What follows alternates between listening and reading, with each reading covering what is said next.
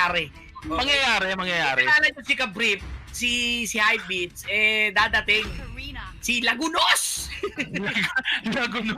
Lagunos, mga Kabrip. Puniti na mga brief hanggang walang masuot. Ganon si Mr. Lagunos. Okay, so dadating niya later on para sa ating third series. Kaya make sure na nakaantabay kayo sa lahat ng ating mga series sa Juicy Legends. Yes, parang Prof. And ano ko lang sa'yo, mabanggit ko lang right now, no? Nakakita tayo ng Karina on the side of the Signal Ultra. Eto, speaking of unusual picks kasama ni Hilda, we also have the Karina on the side of Signal Ultra. Pero yan, syempre, grabe.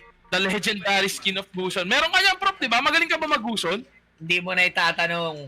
Walang KLBJ kung walang proping na panood ng mag-Gusion execute. Ay, putik. Sa'yo pala natuto, no? Grabe. Kahit yan niya si The King.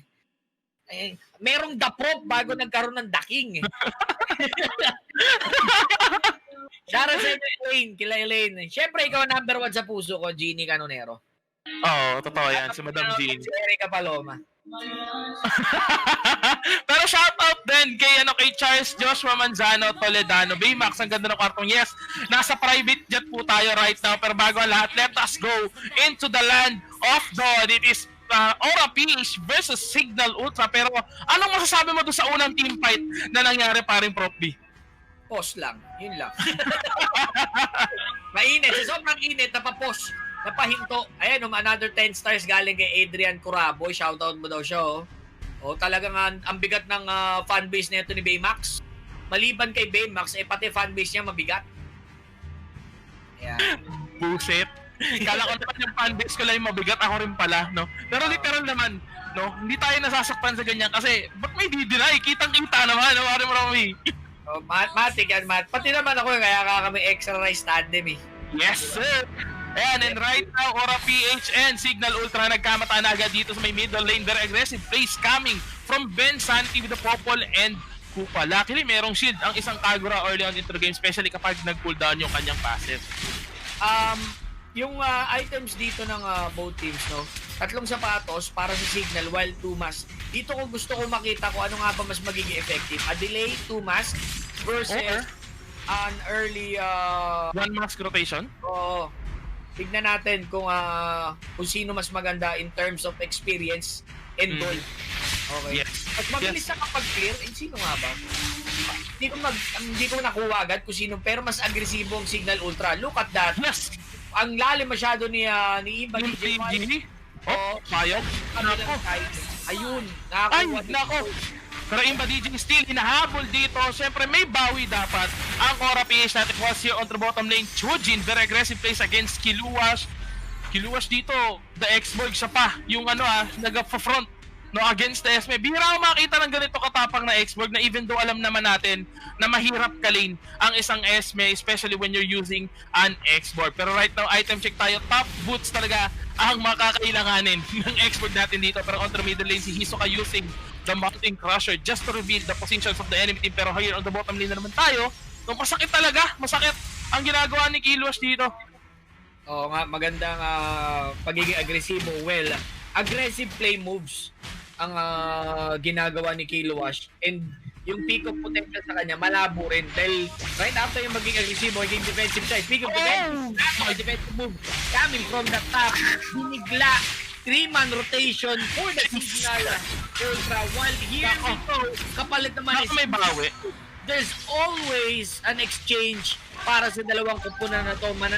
Aangat ng 100, then later on mag-all. This is a good sign for both teams. Very aggressive ka naman. Aggressive ito. Sumalo na dito. Si Chujin. Ay! Chujin ka muna. Ang dami. Diyos ko Si Chujin. Pumain. Sunod pa si Ian Santos. Here comes Kiluwash. Last Insanity is inactivated. Hinahabol si Insanity still on the go. Oy! Nalate yung sticker ng tropa mo, Kiluwash, mga kaibigan. Medyo mali yung play na ginawa niya doon. Natawa si paring Prof B kung hindi niyo nakita, no?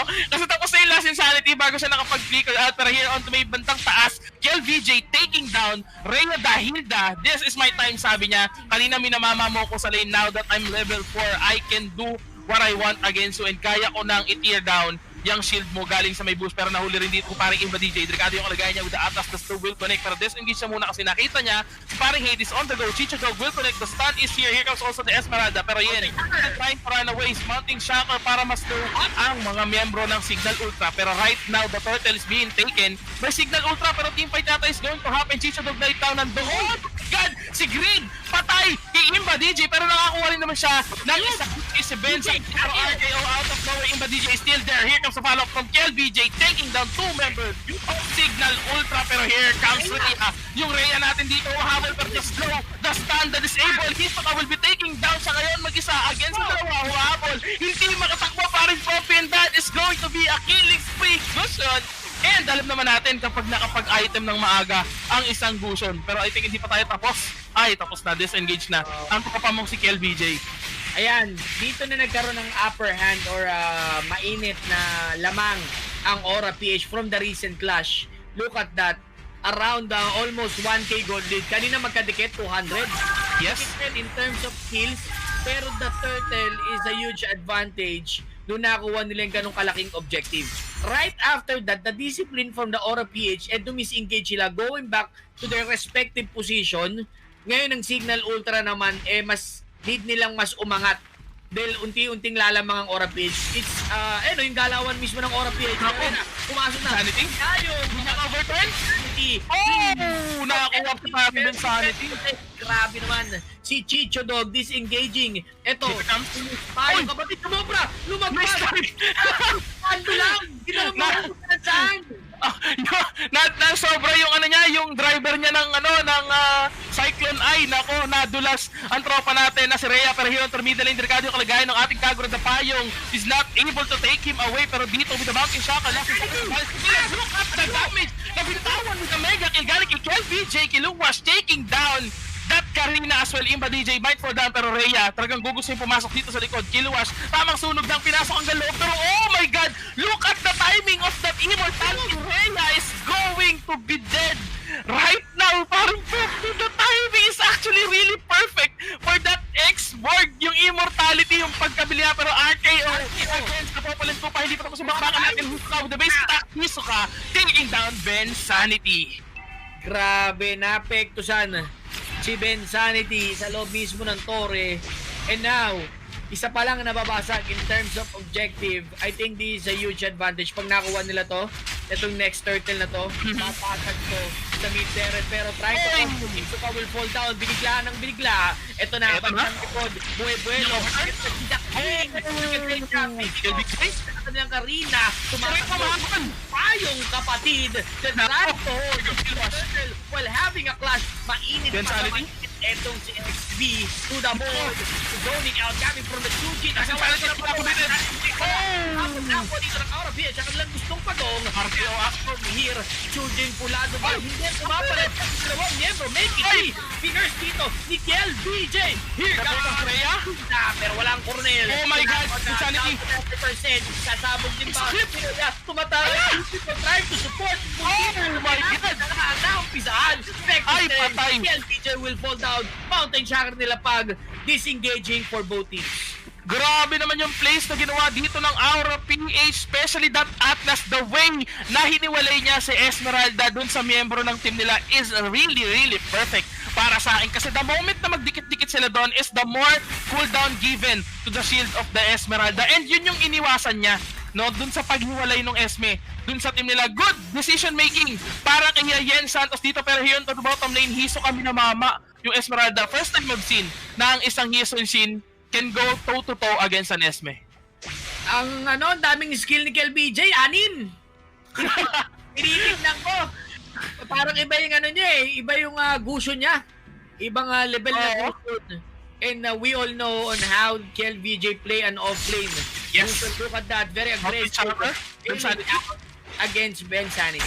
Yes, and right now here to be the lane, another team is happen. RKO out of nowhere, the way to mamatay. Yung ating si X-Borg, pero Hades dealing a huge ton of damage against the members of Aura PH with that double kill. Pare Profi, si Hades, out of nowhere biglang sumulpot. Hindi siya in-expect ng X-Borg na manggagaling dun sa may upper side na bush. Sabi niya, tsaka ang ganda ng ginawa niya dun, inantay niya muna yung last insanity bago niya in-assassinate yung X-Borg. Pero ito, tinan mo kanina pagkakatang si Heredi, sabi niya akin din mapupunta yan. Oo. TP, bibiglain na nila. Ayan na! Uy, ang ganda ng Step back pa dito. Ay, Bigla na nga. yes, and that was actually a very good gank coming from the Signal Ultra team, pero right now, gusto pa ring depensahan ng Aura PH yung outer third nila dito sa may top lane. Pero buhay na rin yung turtle natin is up for grabs. Also to the middle lane, Chujin against Hisoka with the basic attacks. Pero here comes the follow-up RKO. Hisoka taking down Chujin. Pero another tip is happening. Grid has been taken down as well with the Signal Ultra. Ayaw magpatalo na magkabilang team natin. Kapag may napitas na isa, siguradong meron pang kasunod na isa. Pero Vincent is being chased by Yen Santos. The turtle is being aggravated. Pero sa likod, nakakalimutan nila yung isa nilang carry na si Hisoka. Nakukay na ni ating Hades, pero hindi pa rin makakan. Another RKO is going to happen dito kapag nagkadikit yung kalaban. Pero look at Kelvin J. The combo is real, pero hindi na siya hahabol doon kay Rhea. Alam nila kung hanggang saan lang muna ang pwedeng gawin dito ng mga kanya-kanyang mga roles and hero. Now, lamang na dito yung Signal Ultra. RKO, gawin sanity. Sanity sa Pukado able to take down ang turtle for the side of Signal Ultra, disengaging. Lamang na sila bigla ng 1,000 para sa side ng Signal Ultra.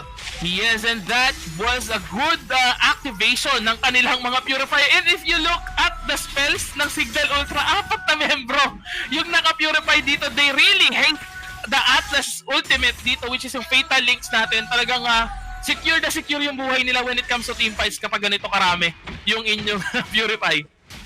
Ang ganda ng combo daw ng Louie. Ang init nga ng pinapakita dito ng Signal Ultra. Yung kanina pinag-usapan natin, laging may sagot ang Aura PH. Meron din laging tanong ang ginagawa dito ng Signal Ultra, which is nagiging equivalent sa mga movements ng Aura PH. As of now, lamang talaga ang Signal Ultra in terms of momentum. Objective, yes. The objective is tie, pero the gold leads and momentum nasa Signal Ultra. So, may karapatan na mag-push ng ganyang kalalim while may nangyayaring rotation onto the other side.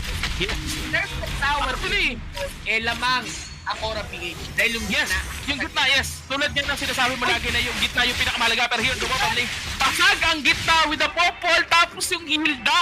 Tumatalon pala yung skill ni Hilda against the Reds, parang profi. Ganun siya kasakit sa tower, pero teleport has been activated dito, pero natulog si parang Imba DJ. Delikado yung kalagayan niya against dito si Grid na Kiyo.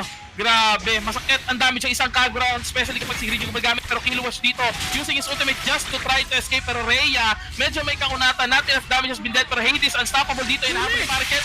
Grabe! Ang damage ng isang Karina na may kasamang Popol and Kupa. 2 members has been taken down onto the sides of the Aura PH. Pero hindi pa rin yata tapos ang team fight natin. Gusto pa ba si paring Hades?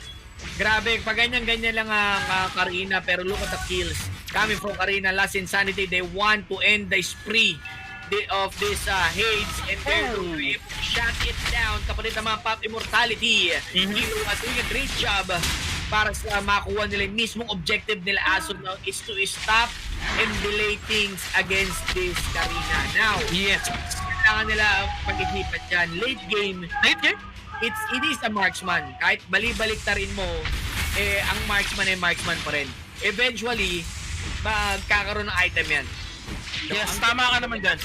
Nakita ko sa play kanina ng Signal Ultra is hindi lumalabas si Karina unless nakita niya open si Hisoka. Which is yung yes, tama.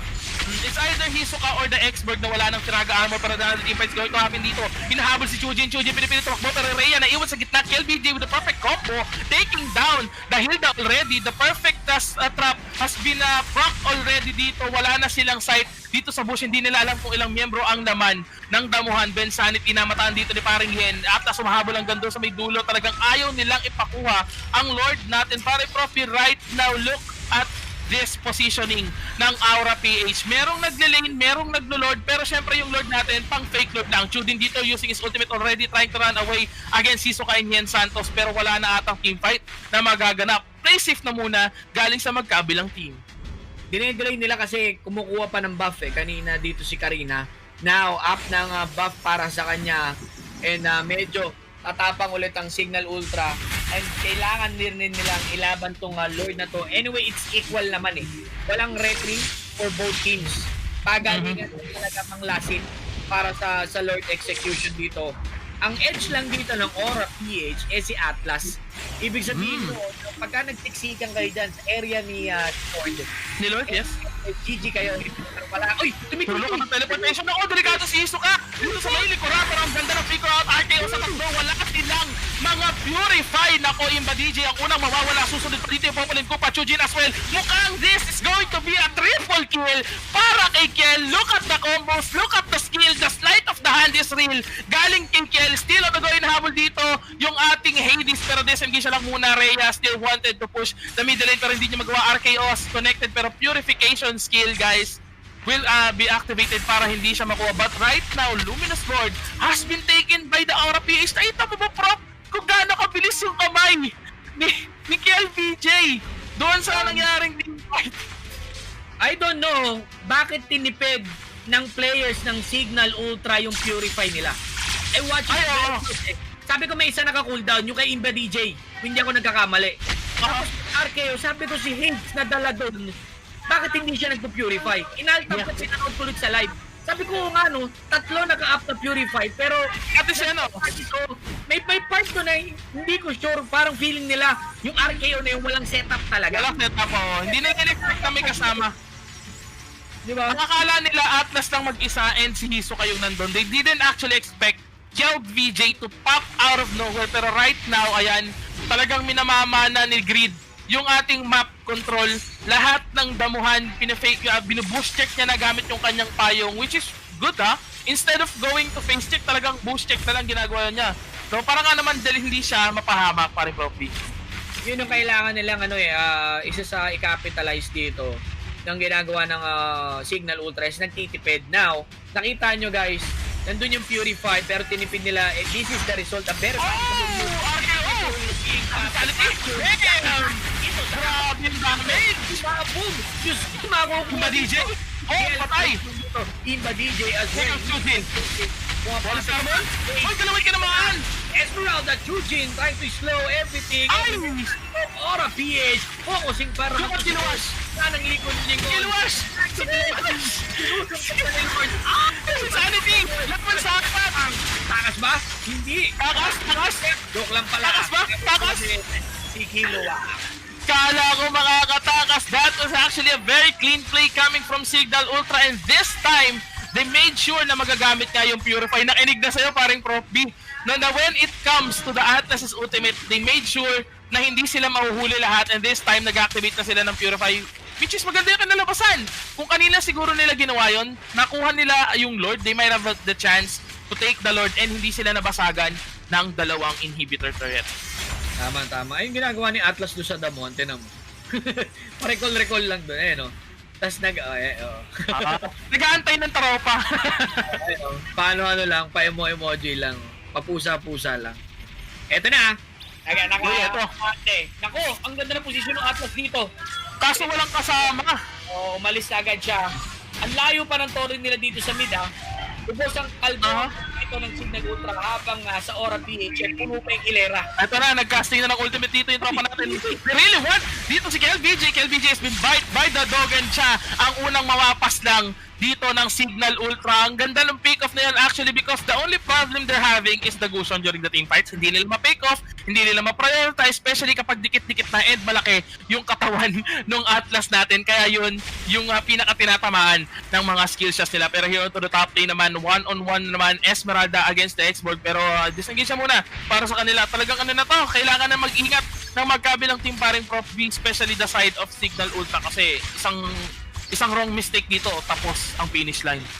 Mukhang isang wrong mistake, tapos ang finish line. Score natin, 25-22 in favor of Team Aura PH as of now with a golden 3K. Pero the objective, it all goes for the Aura PH. Positioning ng tower as well. Isa na lang ang torre dito ng Signal Ultra na kailangan nila ingatan. Though lamang sila dun sa side na kung saan may torre pa sila. Yes, tama. Kalaki pa naman ang minions nila. Kailangan nila pondohan, which is yun ang ginagawa nila. Louie doing a great job. Look at that. Yan Santos mga katagro. Here comes Gusion! Oh! Kills. Oh, nagkita ng flame shot! RKO! RKO dito kay Rhea might fall down. Rhea will Hiso fall. ka? Parang Nakatay. Hades? Hisoka. Hades will Game! Naku! And that is a 4-man down in favor of Aura PH. Wala silang Grabe! Eto, namatan pa! Si paring Chusjin, paring Pro PNIT, kahabulin lang si Sanitas Activated. Here comes Nagusha once again. Chujin is trying to run away pero hindi niya kakayanin tumakbo sa 4 na miyembro ng Aura PH. And that is a clean wipeout. Aura PH taking down the first match against Sigtal Ultra. It's pretty quite amazing on how they really perform on that game. They, Yes. it just so happened that there's a small